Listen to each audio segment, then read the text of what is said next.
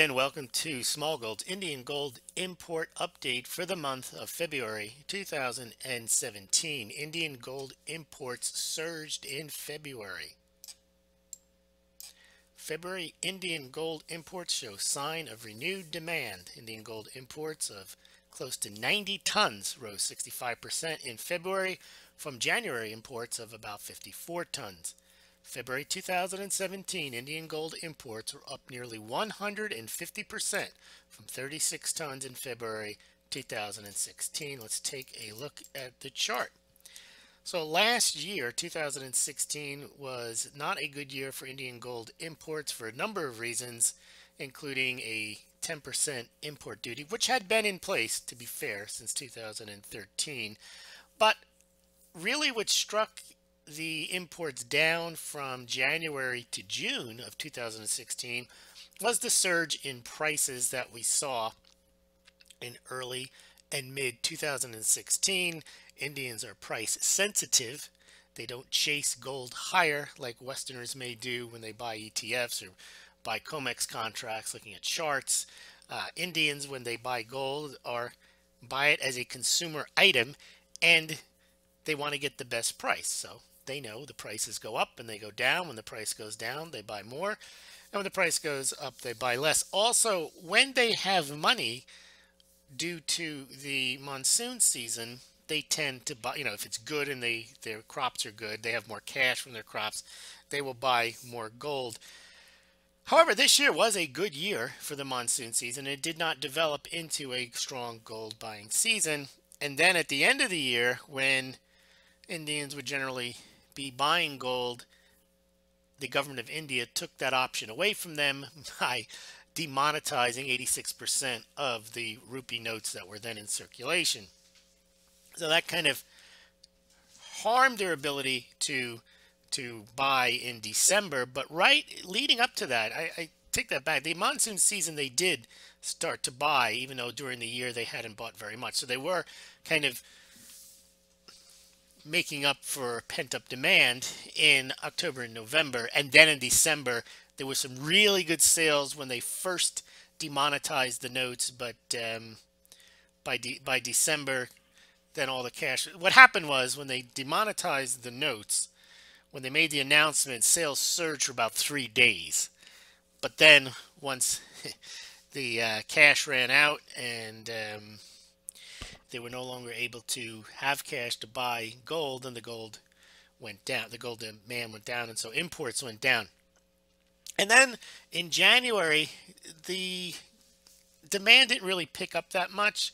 But finally, in February of 2017, demand did pick up, and now I think in March it'll probably even higher, because it seems like the impact of the demonetization is now over. They have basically, I think 90 some odd % of the rupees were turned in, and they're now either in bank accounts or people have new rupees, and they now don't have the restriction on withdrawals of cash from their bank accounts. So it looks like Indians are now back in the swing of things in buying gold. Take a look at another chart. You can go to the website and read kind of the details on India's war on gold. There's a demonetization that we just talked about. There's the renewed push to join that gold monetization scheme. There's some links in there you can read about that as well. Also, there's some tax discussions about lowering the gold import duty, but now there's also discussions about increasing it. So taxes do play a role in the Indian gold market, as does smuggling, where they don't pay the tax. But the taxes can have an impact on gold demand. If you have an import duty, then you pay the 1% VAT on top of that, the 1% excise tax on that, and so on. Let's just take a quick look at some other charts. So this year, it's only 2 months at 143 tons, but it's going moving ahead of last year's pace. Best year was 2011 with 1,079 tons. So India looks like it's back in the gold game, but that's always subject to government actions. And one other chart here, you can see some monthly You can see these charts better if you go to smaulgld.com. I advise you to do that. You can see them at your leisure. You can you don't have to worry about me scrolling while you're watching the video or pausing the video. That about does it for gold, and we'll keep track of this every month as we do. And also tomorrow we'll have the silver imports, which have not done as well.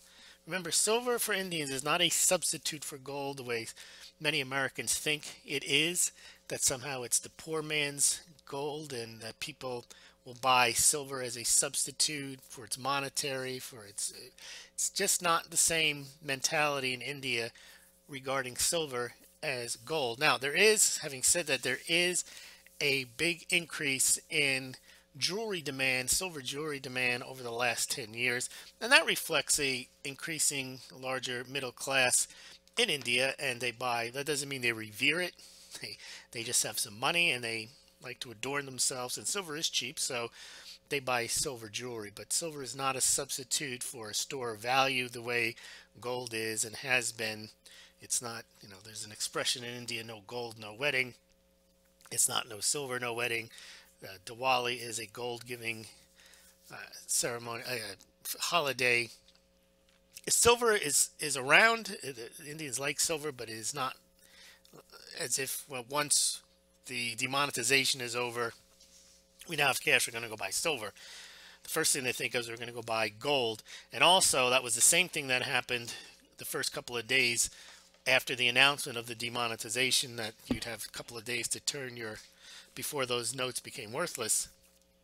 The Indians ran out and bought gold, not silver. So we'll see tomorrow the numbers on silver, and thanks very much for listening.